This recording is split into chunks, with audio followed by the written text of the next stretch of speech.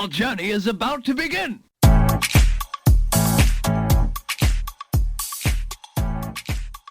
Hello à tous et bienvenue dans Happy Healthy Funky, le podcast pour oser la réinvention professionnelle et enfin kiffer sa vie pro. Je suis Nathalie, entrepreneur, coach en épanouissement et experte en marketing authentique. J'aide les femmes qui se sentent démotivées et en perte de sens dans leur job à créer l'écosystème professionnel qui leur ressemble et qui les épanouit. Que ce soit en changeant de poste, en bifurquant de voie, en lançant leur projet entrepreneurial ou un subtil mélange de tout cela. Dans l'épisode du jour, je vous emmène à la découverte d'une femme remarquable qui a décidé d'oser une réinvention professionnelle et d'impacter à sa manière en portant un projet de cœur. Je vous partage son expérience, ses émotions et ses rebondissements pour vous inviter à vous questionner, vous inspirer et vous montrer que c'est possible de suivre le chemin qui vous fait kiffer. L'éducation nationale, c'est la sécurité et toutes les vacances scolaires assurées. En plus, il faudrait être folle pour tout quitter, surtout quand on est professeur des écoles agrégées. Anne a choisi de se réinventer pour créer l'écosystème qui lui ressemble. Car, de professeur d'anglais à copywriter et auteur publié, il n'y a qu'un pas. Ou pas, comme nous dit Anne, une vraie réinventeuse de sa vie qui nous parle de son parcours, de son blog, où elle commence à écrire en side project, de sa découverte du copywriting et de son rêve de vivre de son écriture. Anne nous livre son cheminement, ses prises de conscience et la manière dont elle a su s'entourer pour se développer en même temps que son activité. Je vous laisse donc découvrir notre conversation. Salut Anne, bonjour, je suis hyper contente de t'accueillir. Écoute, merci Nathalie, c'est moi qui suis ravie d'être là. Et bien justement, pour ouvrir le bal, j'aime bien commencer par une question qui est la suivante. On dit que tout commence par un rêve. Anne, quel est le tien de rêve? J'aime bien cette question, elle est belle pour commencer. Alors, mon rêve, c'est clairement de vivre de mon écriture. Je vis de l'écriture déjà, on en parlera, mais de mon écriture rien que pour moi et d'écrire des romans et qui soient lus quand même, ça serait ça mon rêve. Et ce rêve, c'est marrant parce que tu vois, de plus en plus, je m'autorise à le transformer en objectif. C'est hyper beau et pertinent et je pense que ça te représente beaucoup parce que tu as parlé du mot écriture qui aujourd'hui fait partie, je pense, du gros fil rouge de ton profil. Mais est-ce que tu peux nous dire justement aujourd'hui qui tu es et ce que tu faisais avant? Ah, alors, ça, c'est une bonne question. Je vais commencer par ce que je faisais avant, comme ça, on va faire de manière chronologique. Moi, avant, pendant 16 ans, j'ai été prof d'anglais. Donc, rien à voir avec le monde de l'entrepreneuriat. Enfin, je dis rien à voir. Il y a quand même pas mal de compétences et de qualités que finalement on développe quand on est prof et qui nous sont utiles quand on est entrepreneur. J'ai fait la majorité de ma carrière dans l'enseignement supérieur. Alors, c'est pas du tout pour être prétentieuse, mais j'ai eu l'agrégation d'anglais. Pourquoi je le dis? Parce que c'est le concours le plus haut et c'est pas facile en fait de le laisser quand on n'en peut plus parce qu'on se dit oui, j'ai quand même, voilà, j'ai l'agrégation, j'avais un salaire confortable, les fameuses vacances que tout le monde nous envie. Un petit burn-out est passé par là. Au-delà du burn-out, c'était aussi ce qu'on appelle le bore-out et le burn-out. Moi, j'ai fait tous les outs là. Donc, avec la perte de sens, le fameux qu'est-ce que je fais là, ça sert à rien, etc. Que beaucoup de personnes connaissent, pas seulement les profs. Malheureusement, ça, c'est quelque chose qui est très répandu. J'ai mis quand même, tu vois, entre le moment où je me suis dit vraiment, je ne peux plus être prof et je pars, j'ai mis 3 ans et demi. Ça aussi, je pense que c'est important de le dire parce que on voit des fois des profils, des personnes qui vont nous raconter leur histoire, mais elles oublient un peu de mettre la chronologie et on a l'impression que ça se fait rapidement en un claquement de doigts, qu'elles ont décidé du jour au lendemain. Je ne pense pas que ce soit vrai, mais il y en a peut-être pour qui c'est vrai. Mais en tout cas, je pense que la grande réalité, c'est que ça prend du temps. Et qu'il vaut mieux d'ailleurs que ça prenne du temps parce que ça se prépare. Moi, j'ai préparé ça déjà pour moi, de savoir ce que je voulais faire. J'ai préparé ça avec mon mari. Voilà, c'est pas une décision facile à prendre. Et en fait, j'ai redécouvert ma passion pour l'écriture via un blog, alors qui n'existe plus. Malheureusement, j'aurais dû le garder, c'est un peu un regret, mais je pourrais peut-être le retrouver. C'était un blog sur la maternité qui m'a beaucoup amusée. Les gens m'ont dit, tiens, c'est sympa, j'aime bien comment tu écris.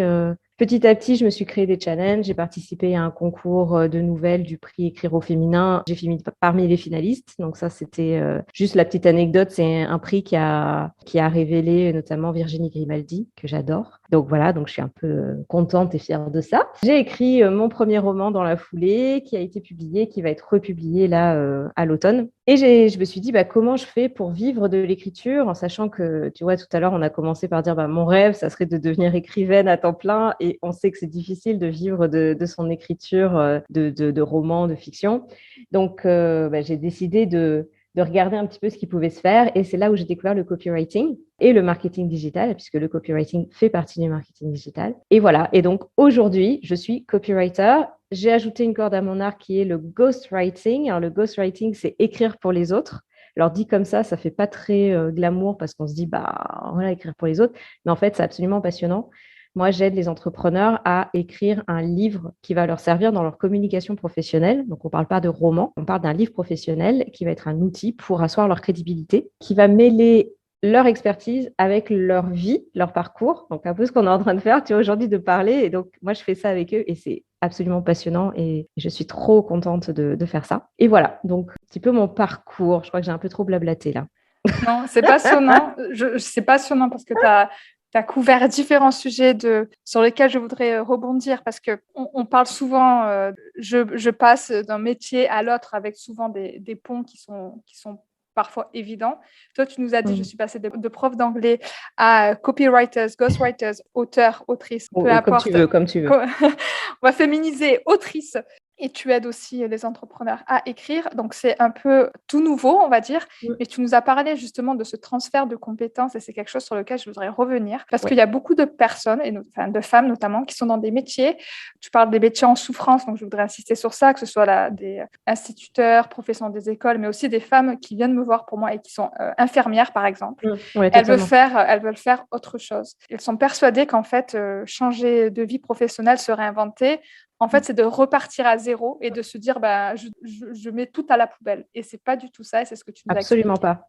C'est surtout pas ça. C'est surtout pas ça. Moi, j'en fais toujours la pub là quand j'en parle autour de moi parce que j'ai aucun lien, hein, mais j'en fais la pub parce que c'est vraiment un super programme. Ça s'appelle le Switch Collective. Donc, vous pouvez les trouver en ligne. Et c'est justement un bilan de compétences en ligne. Alors, je dis en ligne, je crois que maintenant, ils ont développé dans différentes villes. Hein. Donc, moi, je parle de ça. Je l'avais fait en 2018. Donc, ça date, mais voilà, depuis, il y a eu des évolutions. En tout cas, c'est un bilan de compétences et c'est un bilan de compétences des temps modernes, j'ai envie de dire, puisque ça développe surtout, ça accentue surtout le côté développement personnel. Donc, il y a à la fois les compétences pro et il y a le développement personnel de se dire, maintenant, OK, je suis en souffrance dans mon travail. Qu'est-ce que je veux vraiment? Parce que quand on va se réinventer, en fait, si on se réinvente pour aller à nouveau dans une case dans laquelle on n'est pas heureuse, ça n'a aucun intérêt. Donc, c'est vraiment prendre ce temps-là pour se poser et pour se poser les vraies questions qui comptent et qu'on ne se pose jamais. Quand on a 15-16 ans, on va nous demander qu'est-ce que tu veux faire plus tard? On commence à nous demander bien avant d'ailleurs, hein, merci l'angoisse. Mais à 15-16 ans, ça y est, il faut choisir les options. En plus, avec le nouveau Parcoursup, c'est l'horreur. Donc voilà, donc la pression énorme. Mais finalement, c'est ça, c'est qu'est-ce que tu veux faire? C'est pas tellement qu'est-ce que tu peux faire déjà, ça c'est un peu différent. Et puis, c'est pas vraiment qu'est-ce qui va te rendre heureuse. Donc on est dans des cases comme ça. Et c'est vrai qu'après, quand on est enfermé dans sa case et qu'on veut en sortir, on a l'impression, comme tu dis, qu'il faut tout jeter. Et c'est justement pas ça. Et moi, quand j'ai fait le Switch Collective, c'était ça en fait. C'est vraiment la base en fait de leur méthode. C'est vraiment de se dire, OK, on se pose. Là, vous êtes en souffrance, on comprend, mais c'est pas la peine de foncer droit dans le mur. Ou de vouloir fuir quelque chose à tout prix, posez-vous. Il y a forcément des choses dans votre métier actuel qui vous plaisent, d'autres qui vous déplaisent. Quand je dis métier actuel, c'est aussi toute sa carrière derrière. Hein. Bon, moi, elle était moi, elle était linéaire, mais finalement, j'ai été quand même dans différents établissements et de faire ce travail, en fait, de dire, voilà, à tel moment, j'étais heureuse. Pourquoi? À tel moment, j'étais malheureuse. Pourquoi? Qu'est-ce qui n'allait pas? Et en fait, on fait la liste comme ça de toute sa carrière, etc. Et on se rend compte de ce qui nous va, de ce qui ne nous correspond pas. Et on fait la même chose avec ses compétences, hein, OK, ses compétences, que ce soit ses compétences techniques, ses compétences humaines. Et c'est comme ça qu'on arrive en fait à se dire, bon, OK, là, moi je sais que par exemple, l'enseignement, je me suis rendu compte que ce n'était pas forcément l'enseignement qui m'allait pas, c'était le contexte, c'était le système. Ce qui fait qu'après, ça m'a convaincue de ne pas retourner dans la fonction publique, tu vois. Je me suis rendu compte que ouais, c'était pas forcément la transmission qui ne m'allait pas. Et d'ailleurs, tu vois, là, dans ce que je fais, alors, j'ai aussi une casquette j'aime pas le terme coach parce que je suis pas coach, mais d'accompagnatrice, tu vois, de personnes qui viennent me voir, bah là, j'arrive pas à rédiger mon poste, est-ce que tu peux m'aider? Et ça, j'adore, j'adore. Et pour la petite anecdote, tu vois, on est venu me chercher, je vais donner des cours dans 2 établissements différents, mais cette fois, dans le marketing digital et pas dans l'éducation nationale publique. Enfin bref, petite anecdote, mais c'est juste pour te dire que voilà, il faut réfléchir et effectivement de se poser et de se dire, bah oui, je sais faire des choses et bien évidemment, enfin moi je suis totalement d'accord avec toi et la philosophie que tu prêches, c'est de dire, bah, on est toutes capables de faire des choses. Et même, j'allais dire, enfin, la maman qui est restée chez elle depuis un moment parce elle a pris un congé maternité, elle a pris un congé parental, etc. Moi, j'ai une amie, par exemple, tu vois, qui avait pris un congé parental, qui était maman au foyer pendant quelques années.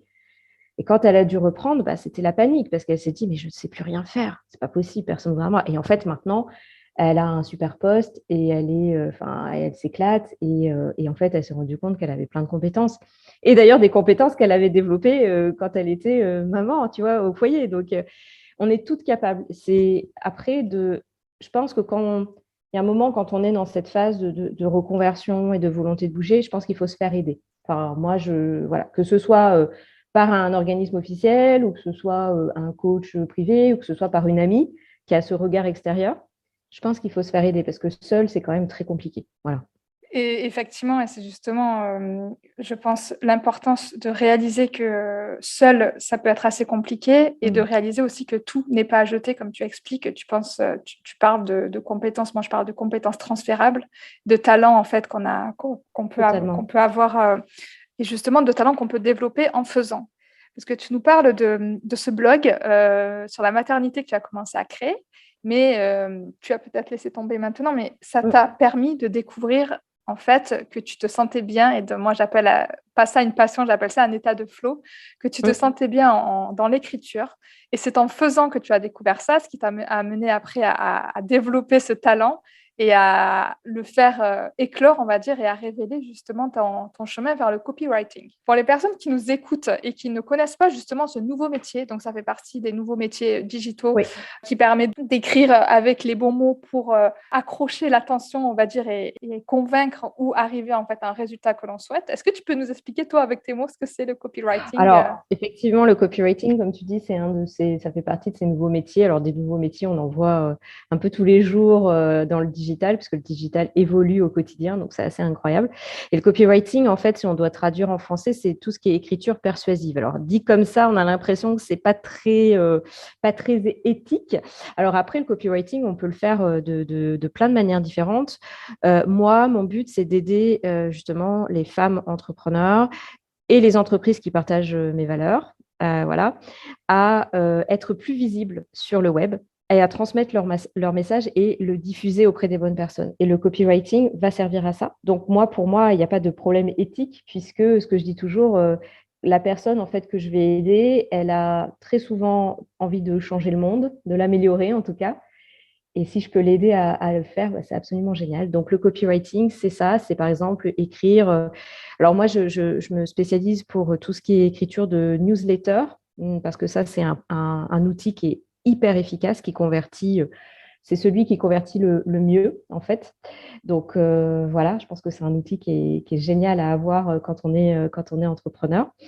Mais ça peut être aussi l'écriture de pages de vente, des séquences d'emails, de lancement d'un produit, voilà, tout ce qui est un petit peu écriture digitale. Et je parlais du ghostwriting, parce que ça aussi, on le voit de plus en plus. Le ghostwriting, c'est écrire au nom de quelqu'un d'autre. On peut appeler prête-plume, c'est joli, je trouve, comme expression en français aussi. Et donc ça, on le voit de plus en plus, notamment si vous êtes sur LinkedIn, comme moi, parce que moi, LinkedIn est ma deuxième maison, mais si vous êtes sur LinkedIn, vous voyez ça de plus en plus. D'ailleurs, ça crée un peu des tensions, parce qu'on peut dire, ah oui, la personne, elle n'écrit pas en son nom. Bon, je ne vais pas ouvrir le débat, mais en tout cas, voilà, ça veut dire ça. Les deux veulent dire ça. En tout cas, ça montre qu'on peut ouvrir le champ des possibles en se reconnectant à qui on est et en explorant des univers qui, pour nous, au début, peuvent être des passe-temps ou des choses qui nous font vibrer pour en faire un métier, comme tu nous l'expliques. Mais on parle aussi de quand on change de vie et qu'on se réinvente, eh ben, ça fait peur parce qu'on quitte une place confortable. Tu nous parlais de ton parcours en tant que de professeur, de l'agrégation, le fait d'avoir un petit peu gravi les échelons et d'avoir un petit peu eu le Graal, parce que l'agrég, c'est quand même le truc C'est des ça. profs. Ah bah dans l'éducation nationale, c'est le Graal, hein, c'est l'agrégation. Comment on fait justement pour sauter le pas, franchir le cap, de se dire je quitte cette place entre guillemets confortable pour me lancer dans l'inconnu? Quelles ont été tes émotions, ton état d'esprit et tes plus grandes peurs à ce moment-là? Bah, déjà, je te remercie de remettre le mot peur parce qu'effectivement, c'est le cas s'il y en a qui nous écoutent, qui sont dans cette phase de se dire, bah voilà, je veux changer de vie, mais ça me fait peur. Bah, déjà, de leur dire, c'est absolument normal et c'est sain d'avoir peur. Ça veut dire que le cerveau, il envoie un signal de dire, ouh là là, tu te prépares à un grand changement, je suis pas d'accord, il y a des risques. Effectivement, il y a des risques et c'est bien pour ça que c'est bien d'avoir peur, c'est parce que ça sert à rien. Moi, je dis toujours, il faut se lancer à un moment donné, mais avec un parachute dans le dos. Et les peurs sont là pour nous rappeler il faut préparer ce parachute.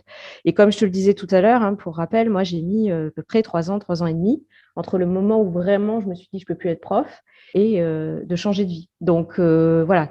Alors après, comment on fait pour dépasser ça? C'est un peu... Il n'y a pas de recette miracle. J'ai commencé à en parler un petit peu. Moi, c'est d'être accompagnée, trouver l'accompagnement qui nous va, parce que on a tendance à, mais que ce soit ça, c'est dans tous les moments de notre vie où on a besoin de prendre des décisions très importantes. Quand on est seul face à ça, c'est pas évident. On a tendance à ruminer et tu sais, c'est un peu la spirale vers le bas malheureusement, quoi. On a un peu tendance à ruminer les choses un peu négatives ou les peurs, etc. Donc d'avoir un regard qui est extérieur et le plus neutre possible et le moins toxique possible. Attention, parce qu'il y a des gens aussi qui vont nous transmettre leurs propres peurs. Moi, Dieu sait que j'en ai eu. Hein, t'imagines bien, en tant que fonctionnaire, etc. J'ai eu beaucoup de personnes qui m'ont dit, oh là là, mais t'es sûre, tu fais la plus grosse erreur de ta vie, patati patata.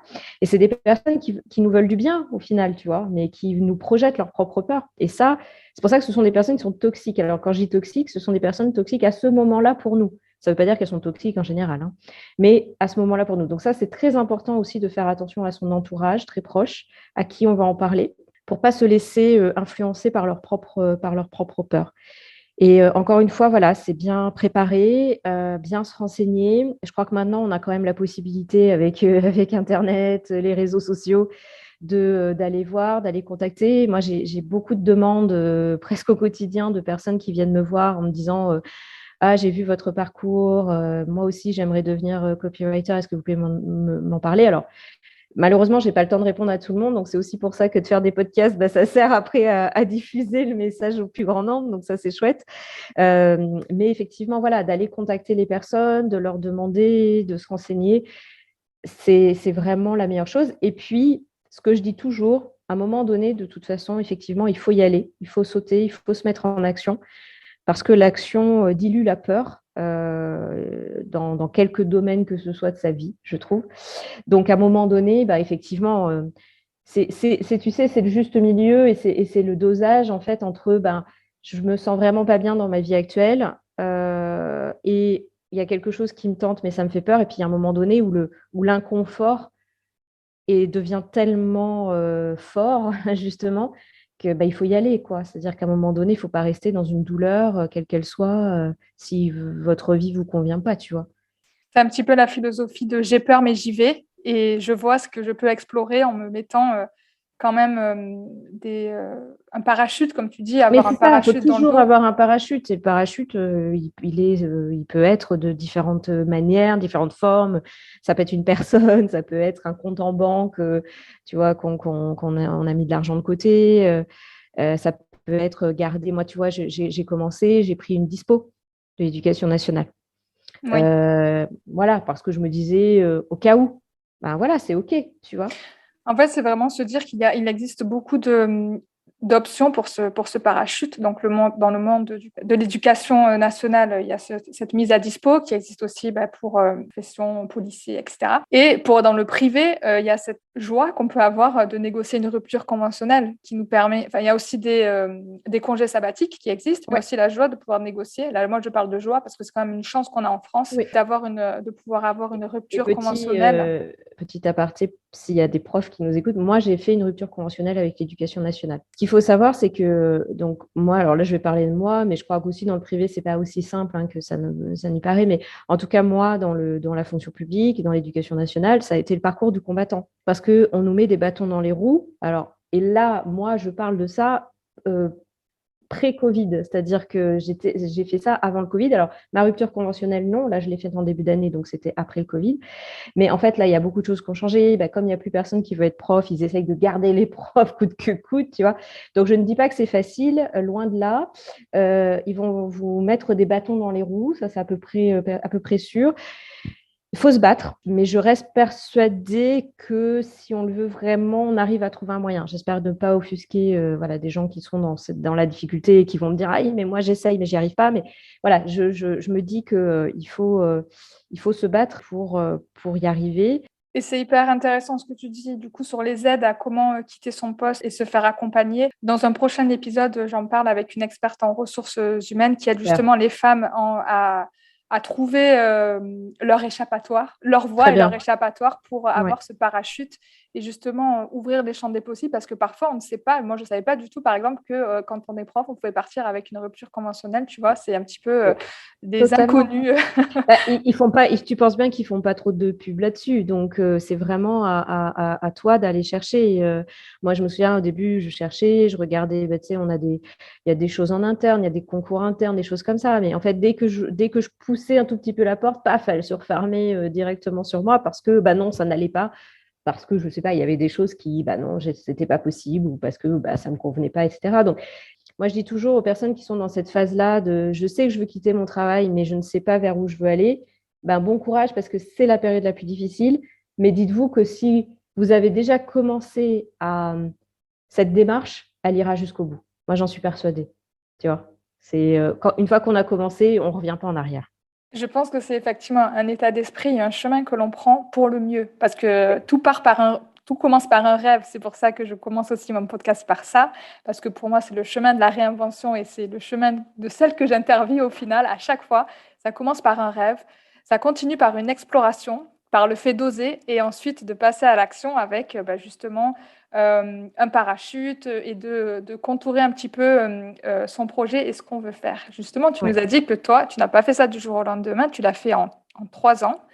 Est-ce que tu peux nous dire un petit peu les étapes que tu as franchies et quel a été surtout ton premier pas par rapport à ta réinvention? Ouais, mon premier pas, comme je te dis, ça a été vraiment de faire de la recherche déjà concrètement, voilà, de me dire, ok, là aujourd'hui, qu'est-ce que je pourrais faire? Donc, comme je te dis, là, c'est la période où je suis allée chercher, tu vois, au niveau des ressources humaines, dans l'éducation nationale, il y a des choses qui se passent au rectorat. On a le droit de faire un bilan de compétences. Alors, attention, c'est un peu compliqué. Ça dépend du rectorat dans lequel on est. Officiellement, on a des droits, si tu veux. Après, encore une fois, il faut se battre pour les avoir. Moi, j'ai fait le choix de ne pas aller vers ce bilan de compétences parce qu'on m'avait dit que ce n'était pas extraordinaire. Donc, je suis passée par Switch Collective, comme je te dis. Donc, ça, c'est un super programme, mais j'imagine qu'il y en a d'autres. En tout cas, voilà, encore une fois, je fais de la pub parce que là, moi, je le connais, mais ça m'a permis vraiment de poser les choses. Mais tu vois, ça, je l'ai fait en 2018 et j'ai fait ma demande de dispo en 2020. Donc, tu vois, entre le moment où j'ai vraiment commencé à passer à l'action, en tout cas de recherche, et le moment où j'ai pris la première décision d'arrêter, même si c'était une dispo, il m'a fallu 2 ans, tu vois, encore une fois.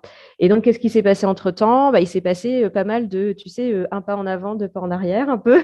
C'était un peu ça. Donc, des moments, je me disais, allez, c'est bon, ça y est, j'ai trouvé.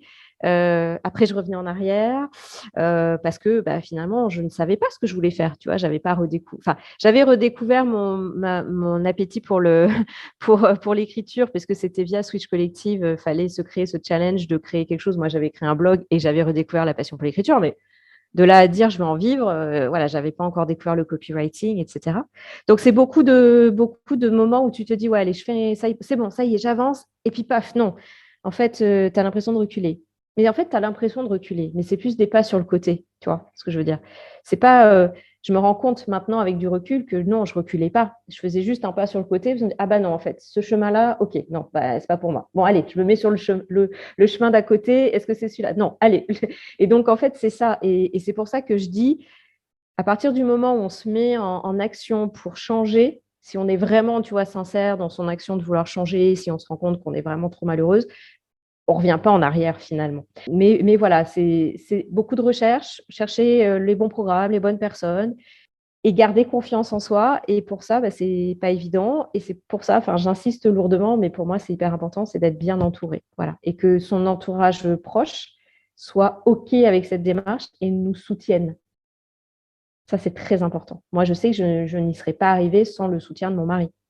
Vraiment. Et justement, on dit que la réinvention professionnelle, ça se vit rarement seul. C'est important de se faire accompagner. Tu nous as parlé de Switch Collectif et tu nous as parlé aussi du soutien de tes proches, dont de ton mari. Comment, justement, tu lui as expliqué ton souhait de changer et est-ce que ça a été facile pour lui d'accepter ou comment est-ce que tu as vécu cette transition? Alors franchement, ça a été facile pour lui d'accepter parce que je vais te dire, je n'ai pas parlé, parce qu'on a parlé professionnel plus tôt, mais il y a quand même un élément qui est venu se greffer entre 2018 et 2020, le moment où j'ai switché, où je suis passée du côté de l'entrepreneuriat, c'est que j'ai fait un petit burn-out des familles, le fameux, que beaucoup de femmes font.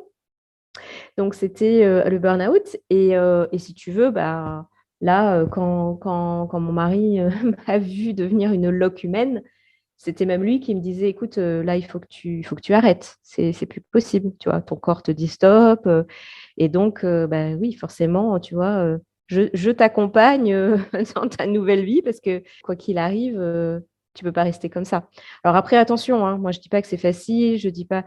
On a la chance, voilà, mon mari a une situation qui est très confortable au niveau professionnel, financière. Donc, je me rends compte, hein, si tu veux, de la chance. C'est pour ça que je dis toujours, attention, quand je dis oui, c'est possible, allez-y, je mets beaucoup de bémols parce que moi, je suis dans une situation qui est privilégiée. Tout le monde n'a pas cette possibilité-là. Mais je pense qu'on peut trouver une solution, voilà, qui ne sera peut-être pas la solution idéale, mais qui va être une solution pour se soulager, etc. D'accord? Mais je veux vraiment faire attention à transmettre ce message. Il y a des situations qui sont plus faciles que d'autres. Et moi, ma situation était plus facile puisque j'avais mon mari qui était là et qui financièrement bah, pouvait assurer pendant la période de transition parce que quand on se lance en plus dans l'entrepreneuriat, si on passe de salariat à salariat, bon, c'est moins, voilà. Mais quand on passe de fonctionnaire à entrepreneur, ça fait un petit changement quand même, hein. Moi, quand j'ai pris ma dispo, j'avais le droit à rien. D'accord. Voilà. Donc, on n'a pas de chômage, on a le droit à rien. Donc, c'était pas évident. Donc, forcément, si j'avais pas eu mon mari, ça aurait été très compliqué. Mais je suis persuadée que j'aurais trouvé un autre chemin. Ça n'aurait pas été celui-là, mais j'en aurais trouvé un autre, tu vois. Parce que quand on fait une dépression, enfin, le burn-out, hein, c'est une dépression, hein. Quand on fait une dépression à cause de son travail, à un moment donné, c'est difficile de rester ou alors on prend le risque de finir à l'hôpital, quoi. Donc, c'était pas une option. Du coup, ta réinvention dans l'écriture, ça t'a permis de rebondir et d'illuminer un petit peu ton parcours professionnel. Tu nous as expliqué ce qu'était le copywriting et que des personnes venaient te voir en te demandant mais comment tu as fait, comment on fait pour devenir copywriter? On a parlé des compétences transférables, on a parlé de ce qu'on pouvait recueillir, de tout ce qu'on avait fait avant. Mais j'aimerais parler juste avec toi des compétences qu'on peut acquérir lors de sa réinvention. Comment est-ce que tu es devenue copywriter? Est-ce que tu t'es formée? Est-ce qu'il y a une manière de faire que tu peux nous expliquer? Oui, alors bien sûr, je me suis formée. Alors c'est aussi, ça c'est très important parce que, alors là, je vais faire une petite seconde sur le copywriting, mais c'est vrai on voit beaucoup de personnes qui se disent copywriter et puis qui n'ont pas fait de formation. Bon, voilà, chacun voit midi à sa porte. Moi, effectivement, j'ai fait une formation. Je ne me serais pas vue commencer sans formation. Je l'ai faite chez Live Mentor. Après, je suis devenue mentor chez Live Mentor. Donc d'ailleurs, voilà, je suis restée dans la famille.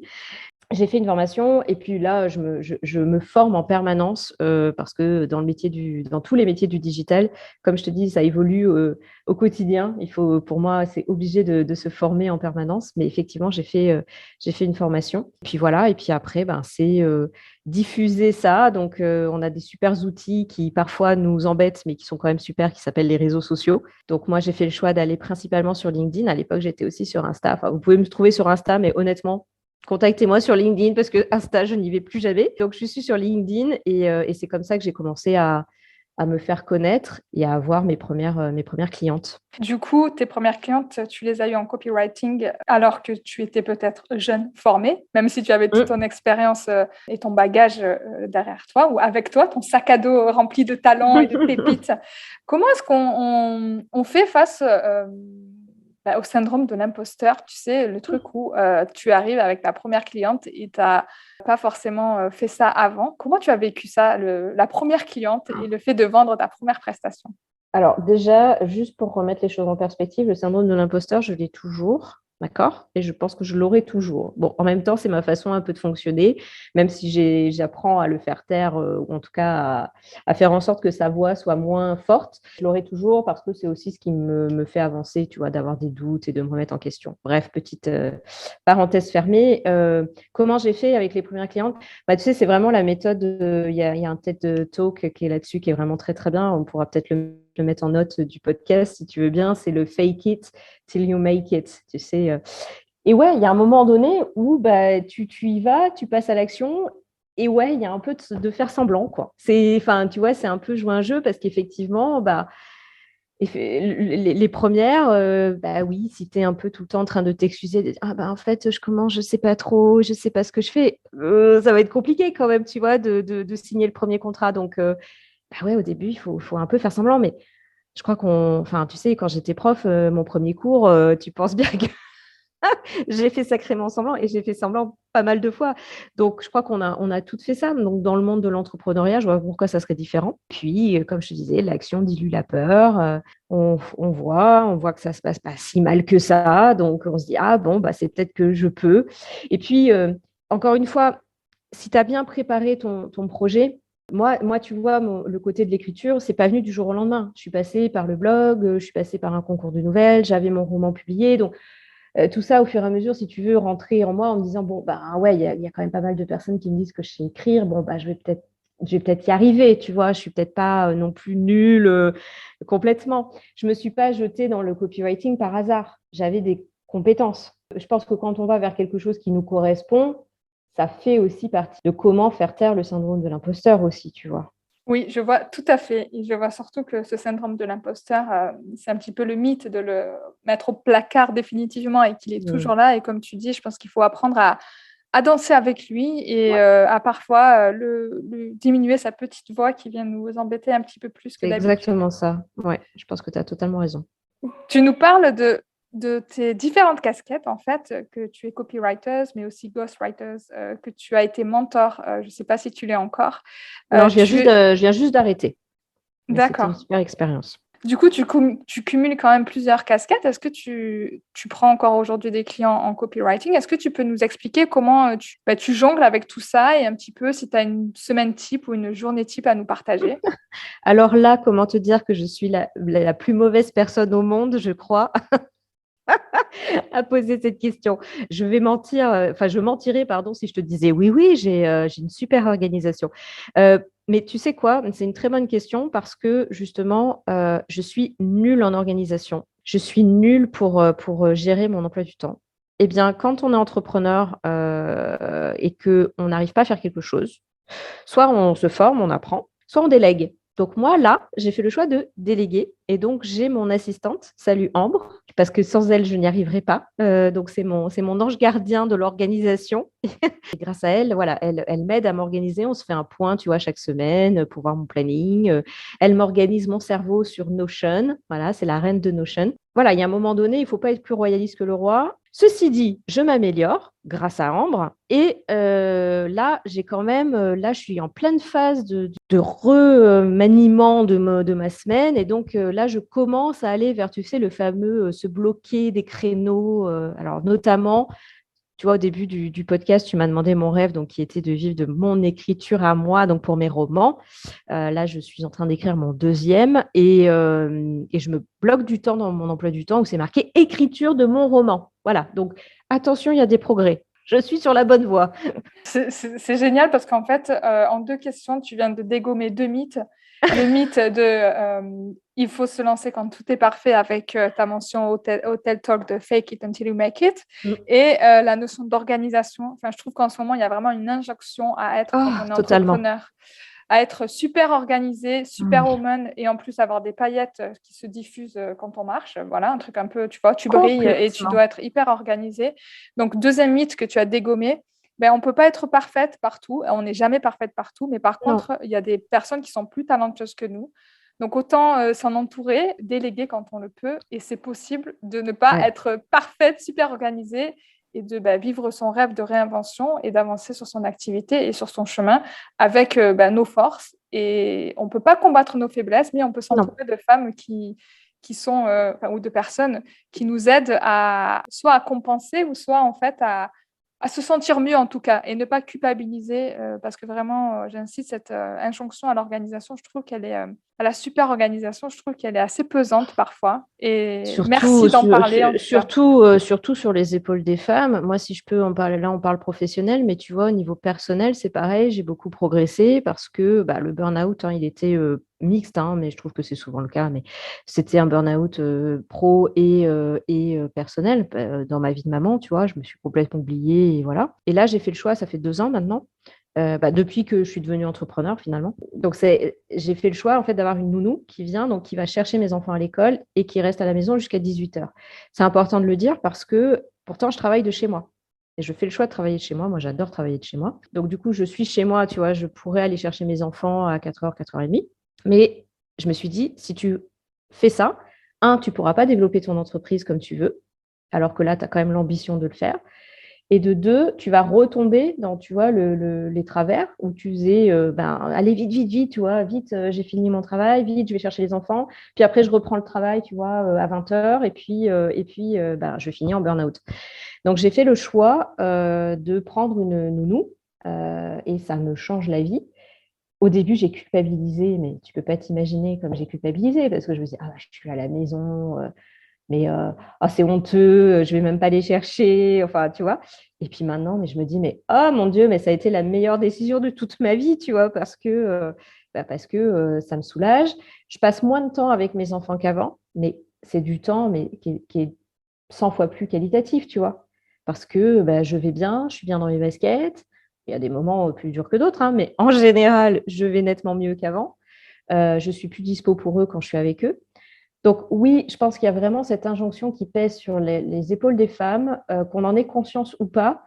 Il y a ce côté, tu sais, la fameuse charge mentale, c'est ça, c'est ce côté de on doit tout faire. Et là, je pense il y a 2 choses. Il y a à la fois la société qui doit évoluer là-dessus énormément, notamment via un congé paternité qui doit être absolument obligatoire et égal à celui des femmes. Ça, c'est mon dada, je n'en démordrai pas. Tant qu'on n'aura pas ça, il n'y aura pas d'égalité au niveau des tâches ménagères. Et puis, nous-mêmes, les femmes, il faut aussi, et ça, je sais qu'il y a certaines féministes qui ne sont pas d'accord avec ce discours, mais moi, je le maintiens et je l'assume, de dire aussi qu'il faut aussi qu'on apprenne à arrêter de vouloir tout faire, arrêter de vouloir être perfectionniste. Il y a des choses sur lesquelles on peut lâcher. Ouais, les choses seront peut-être pas aussi bien faites que si on les avait faites nous-mêmes. Ça va nous permettre de décharger, tu vois, mentalement, quoi. Merci. 3e mythe dégommé, la superwoman. La dégommeuse de mythes. La dégommeuse de mythes. Je pense que ça va être le nom de cet épisode. C'est top parce que vraiment, la charge mentale et le mythe de la superwoman et en plus de la superwoman entrepreneur, c'est vrai que tu nous parles avec grande humilité du fait de se faire aider, mais en fait, si toi, tu ne te sens pas bien, tu n'es pas sereine dans ton activité et dans ta tête, après, tu reportes tout ça, on reporte tout ça sur notre organisation familiale, avec notre conjoint ou autre. Donc, c'est vrai que ça a des impacts non négligeables et le fait d'avoir cette idée de se recentrer sur soi et de se dire de quoi j'ai besoin là, est-ce que j'ai besoin de ce temps-là pour travailler pour mon entreprise ou est-ce que ça va me faire du stress d'être à 16h30 à chercher les enfants? Eh bien, de choisir. Encore une fois, Nathalie, je suis désolée, je t'interromps, mais encore une fois, moi, j'ai cette possibilité-là et cette liberté-là et cette chance incroyable de pouvoir le faire. Bien évidemment, derrière, il y a des frais, hein, donc tout le monde n'est pas capable. Après, voilà, est-ce qu'on peut chercher, il faut chercher dans ses ressources. Est-ce que ça peut être une amie avec qui on s'entraide, tu vois, ça peut être un jour sur deux, où il y en a une qui récupère les enfants, Exactement. le jour d'après. La famille, est-ce que ça peut être le centre aéré? Enfin, tu vois, En tout cas, mais c'est demander de l'aide, en fait, et de exactement, pas et croire de tout. chercher, voilà, et chercher ses ressources. Voilà, qu'est-ce qu'on peut mettre en place? Et très souvent, encore une fois, je dis pas tout le temps, mais très souvent, il y a des choses qu'on peut mettre en place et parfois, c'est nous-mêmes qui nous mettons ces barrières et ce qui sont normales, hein, qui sont totalement naturelles, puisque la société, enfin, encore une fois, à quel homme on a déjà posé la question de tu fais comment les mercredis après-midi? Je serais ravie. Enfin, franchement, moi, je demande que ça, qu'on me dise, qu'un homme me dise ah oui, oui, mais moi, on m'a déjà posé la question. Je serais ravie. Pour l'instant, moi, j'en connais pas. Mais je ne connais pas les hommes du monde entier, hein, bien sûr. Mais alors que les femmes, si tu leur demandes, on t'a déjà posé la question, je pense que je pense qu'on est un certain nombre à lever la main, tu vois. Donc, c'est aussi pour ça qu'on se met la pression. C'est que la société nous la met. Donc, c'est pas évident de sortir de ça. Et du coup, en termes de mythes et de société, on parle souvent de réussite. Qu'est-ce que ça veut dire pour toi, du coup, la réussite? C'est marrant parce que j'ai fait un post sur LinkedIn il n'y a pas longtemps. C'était sur ça, parce que j'avais vu, je ne sais plus dans quelle émission, et il y avait une personne qui disait, allez, on va faire un petit exercice, un petit jeu. Vous réfléchissez pas et vous répondez tout de suite à la question que je vais vous poser. Et la question, c'était, quand est-ce que tu... Alors, ça rend mieux en anglais, mais c'était quand est-ce que tu auras eu l'impression d'être arrivé, quoi, d'avoir atteint ton objectif. Et moi, en fait, j'ai fait l'exercice et tu vois, ça rejoint le rêve du début. C'était quand je pourrais vivre de l'écriture de mes romans. Tu vois, donc c'était ça. Je crois que la réussite et le post était hyper intéressant dans les commentaires parce qu'il y a beaucoup de personnes qui m'ont dit oui, mais c'est quoi? Parce que j'avais intitulé le succès, je crois, ou réussite, je sais plus. Mais réussite ou succès, c'est la même chose. C'est très personnel, bien évidemment. Moi, là, c'était sur LinkedIn, donc c'était orienté professionnel, voilà. Mais bien évidemment qu'il y en a qui m'ont dit ah, mais moi, c'est bon, je l'ai atteint, j'ai ma famille, j'ai mes amis. Donc voilà, qu'est-ce que ça veut dire? C'est vraiment très personnel. Se sentir aligné avec ses valeurs, ce qu'on fait, ça déjà, pour moi, c'est déjà bien évidemment une réussite et moi, je pense l'avoir atteint, ça. Je crois que d'être soi-même, ouais, pour moi, ça, c'est la plus grande des réussites et c'est pas évident. Justement, d'être soi-même, c'est un petit peu une quête. Je parle de quête à la découverte Mm. de soi quand on se réinvente. Parce que quand on a des profils où, comme tu dis, très tôt, on nous dit qu'est-ce que tu veux faire? On suit un chemin tout tracé, on fonce à toute allure et on se pose jamais la question de qui on est vraiment, quelles sont nos valeurs, qu'est-ce qu'on aime faire. Ça, c'est quelque chose qu'on apprend dans la réinvention. Justement, est-ce qu'il y a quelque chose sur toi que tu as appris dans ta quête et que tu voudrais nous partager? Que j'ai appris ou que j'ai réappris, carrément, je pense que c'est mon féminisme, en fait. J'ai toujours été féministe sans mettre de mots dessus, mais je l'ai toujours été depuis toute petite. Voilà, moi, j'avais ma figure de ma grand-mère maternelle qui a vécu seule 40 ans de sa vie, tu vois, et qui me parlait, alors, mais qui me parlait, tu vois, les bons hommes. Bon, je préconise pas, bien sûr, ce genre de message, mais tu vois, c'était fort de dire, mais soit indépendante, soit autonome, etc. Donc, moi, j'ai toujours été. Mais quand il a fallu que je me réinvente, hein, donc quand on est. Alors là, je parle de la réinvention quand on devient entrepreneur, mais tu sais bien ce que c'est quand on devient entrepreneur, quand on réfléchit à son entreprise. La première question, c'est à qui on s'adresse. C'est le fameux persona, avatar, on l'appelle comme on veut, client idéal. Et moi, ça a été une évidence de me dire, les femmes, en fait. Parce que qu'est-ce qui me fait vibrer, c'est d'aider les femmes.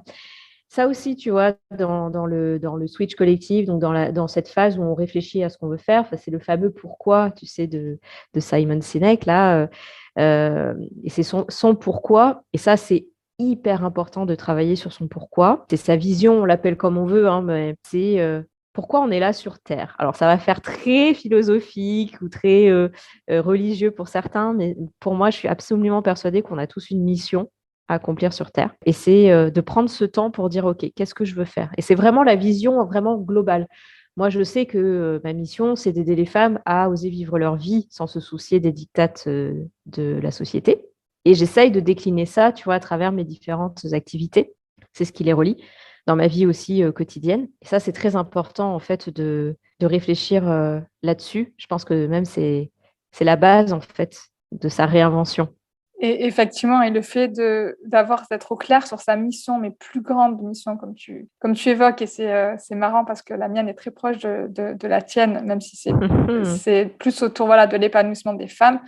Et à partir de ça, tu peux raccrocher différentes activités qui, peut-être de l'extérieur, peuvent paraître saugrenues ou pas faire sens de l'extérieur, mais pour toi, en fait, elles font sens. Juste pour faire une parenthèse, moi, c'est l'épanouissement des femmes qui est important, le fait de les aider à se révéler et s'épanouir.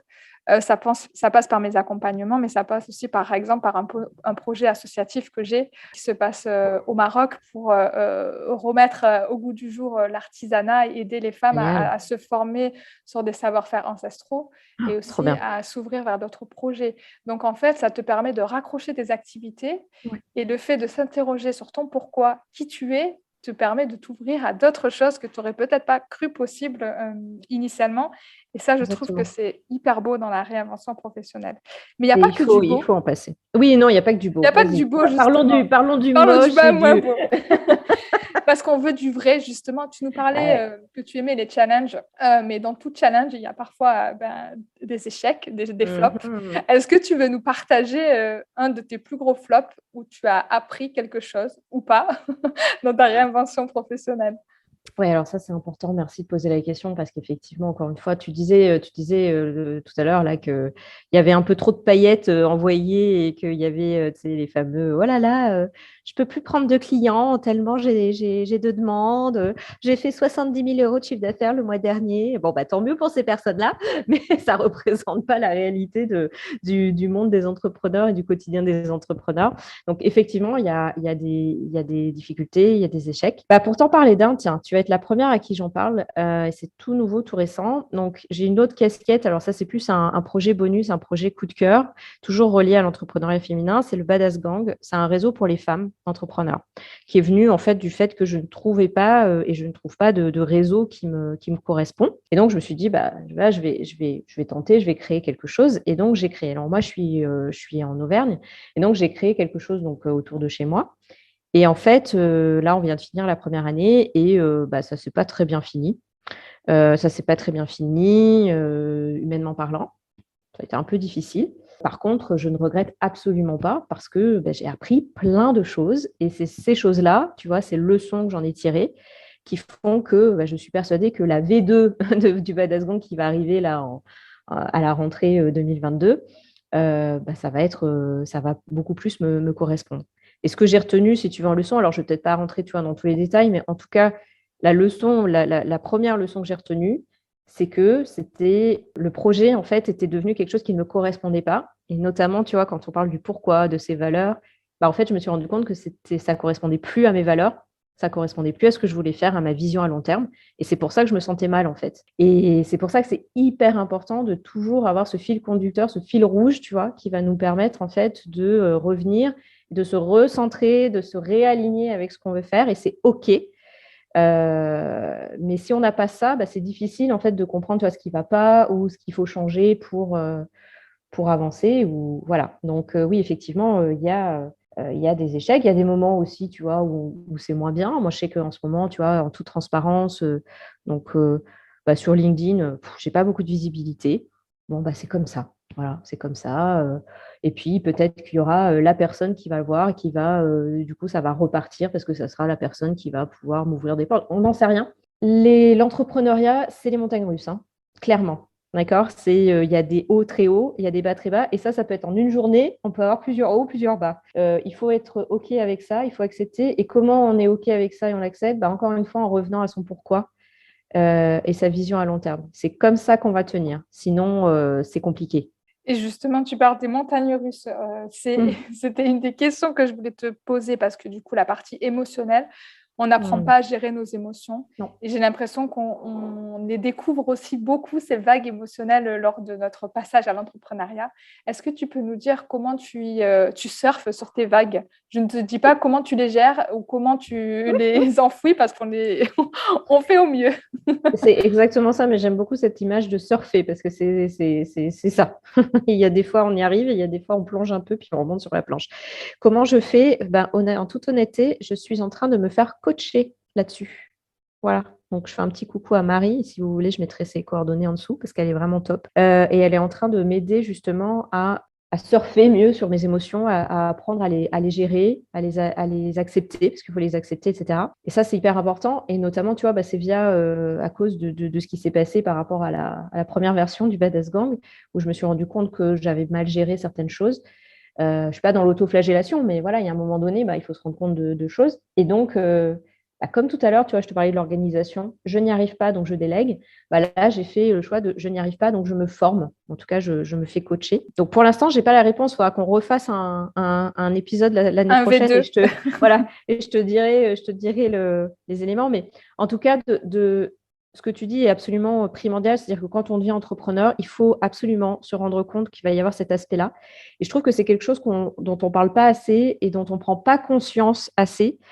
Quand on va commencer à vouloir entrepreneur, on va regarder comment faire un site internet, les choses légales, comment on va diffuser sur les réseaux sociaux. Je te parlais du persona, etc., etc. Ça, on en a conscience. En tout cas, on va pouvoir le trouver.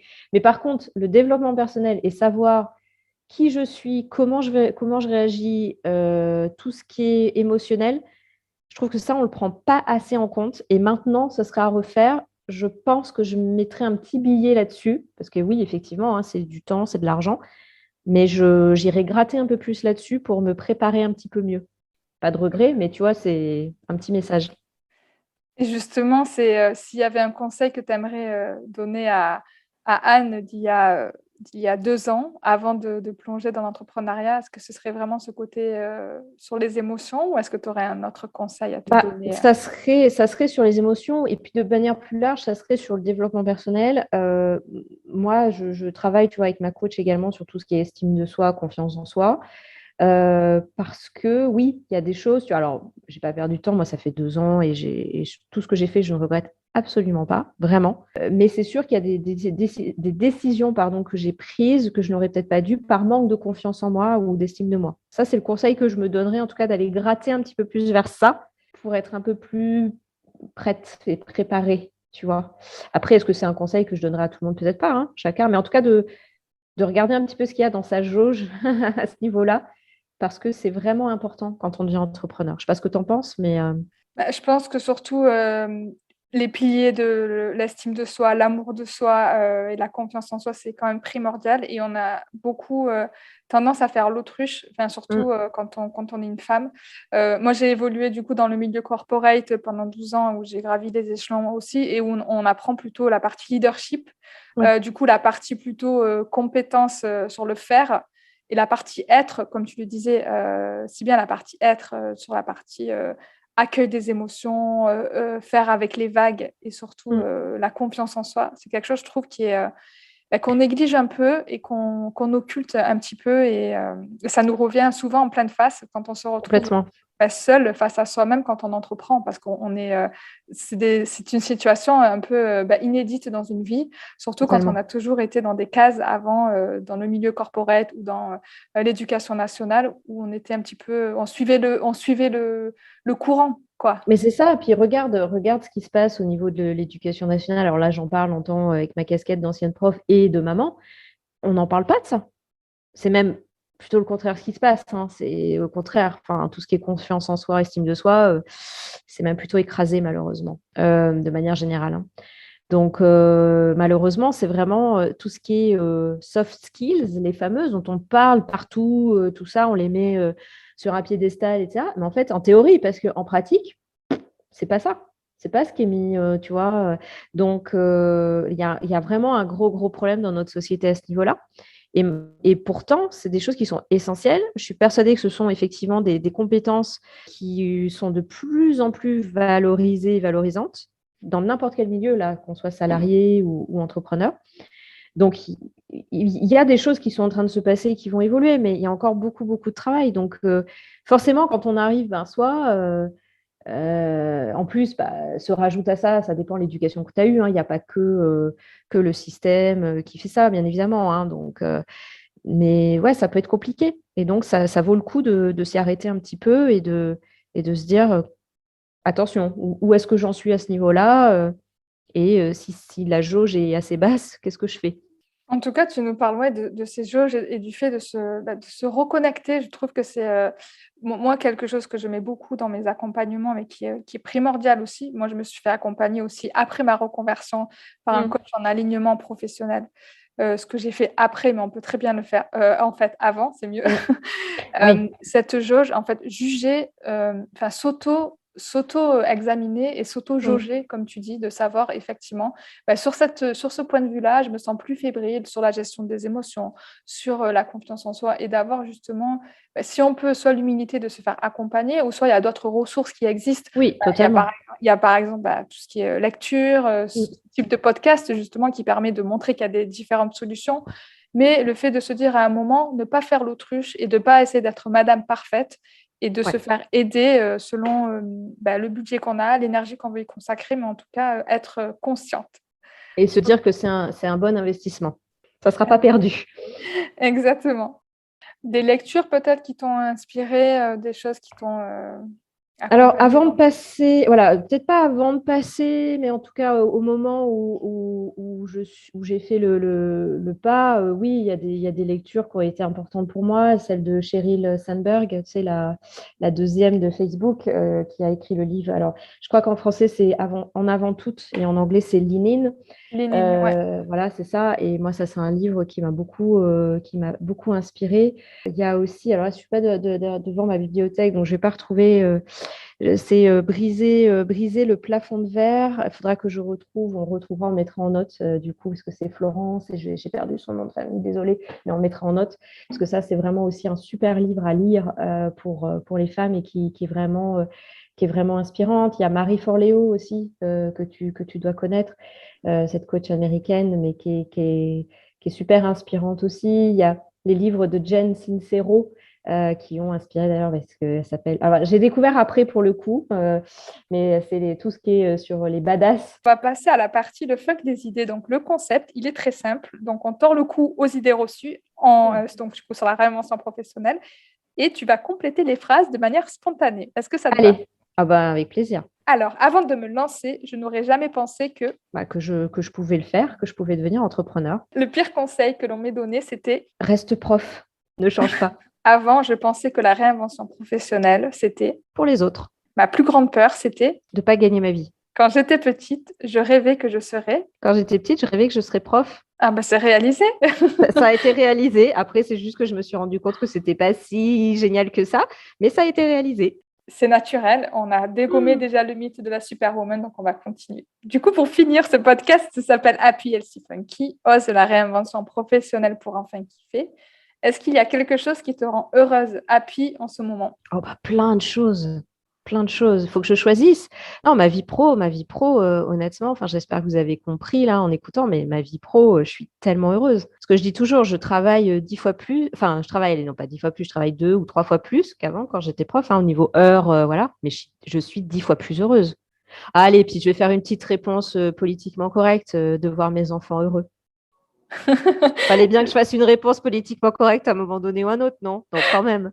Il y a les deux volets, c'est génial. Est-ce qu'il y a une habitude healthy, bien-être de ta vie de femme, d'entrepreneur que tu veux nous partager? Et ça ne veut pas uniquement dire manger des salades, hein.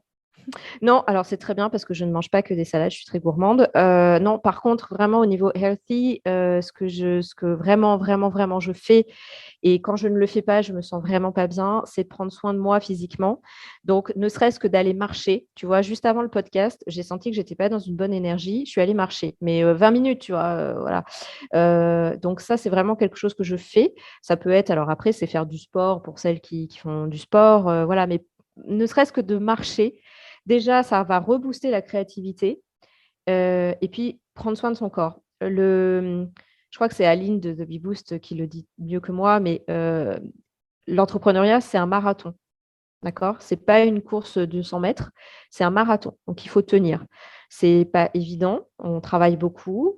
On l'a dit tout à l'heure au niveau des émotions, il y a des hauts et des bas. Si on prend pas soin de son corps, qui est son premier outil, on va pas loin. J'en suis absolument convaincue. Donc voilà, la marche pour moi, c'est essentiel.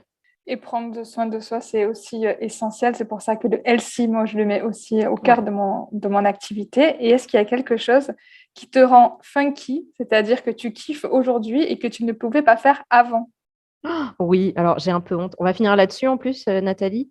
Bon, j'ai un peu honte, mais allez, je le dis, en toute transparence et c'est un peu avec le healthy aussi, ça va avec ça. Je fais une sieste tous les jours. Oh yeah, j'adore!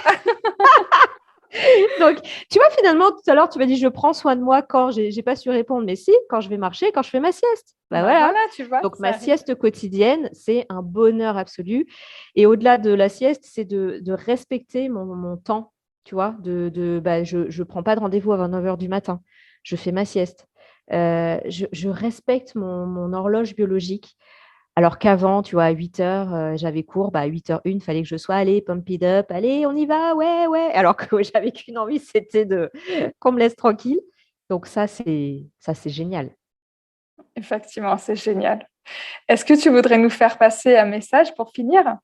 Oser, voilà, si vous êtes en train d'écouter le podcast et que, votre vie vous satisfait pas, complètement, s'il y a des choses vraiment où vous sentez pas bien, osez changer et vous verrez que ça généralement, ça se passe bien. Super. Est-ce que tu peux nous dire où est-ce qu'on peut te retrouver et si tu as une actualité à nous partager? Alors, on me retrouve, comme je l'ai dit, sur LinkedIn, parce que c'est là où je passe un peu ma vie. Donc, n'hésitez pas à venir me suivre et à me contacter. Je serais ravie de discuter avec vous. Et l'actualité, l'actualité, je te dis, il y en a plusieurs. Alors là, en ce moment, là, tout de suite, maintenant, je ne sais pas. En octobre, mon premier roman va être réédité. Donc ça, j'ai vraiment, mais vraiment très, très hâte donc de pouvoir l'offrir à nouveau, donc ça va être génial. Non et puis voilà, mon actualité, non, c'est toujours le copywriting, ghostwriting, donc si vous avez besoin d'aide pour écrire, je suis là. C'est génial. Je te remercie beaucoup. Merci Nathalie, merci de m'avoir accueillie. À très bientôt. À bientôt. Merci beaucoup d'avoir écouté cet épisode. J'espère qu'il t'aura aidé à avancer sur ton chemin, où que tu sois. N'hésite pas à venir me faire un petit coucou sur Instagram, @happySEfunky, à télécharger ton guide pour avancer vers ton chemin de kiff. Et surtout, si cet épisode t'a plu, n'hésite pas à me laisser un avis 5 étoiles afin de faire connaître Happy SE Funky au plus grand nombre.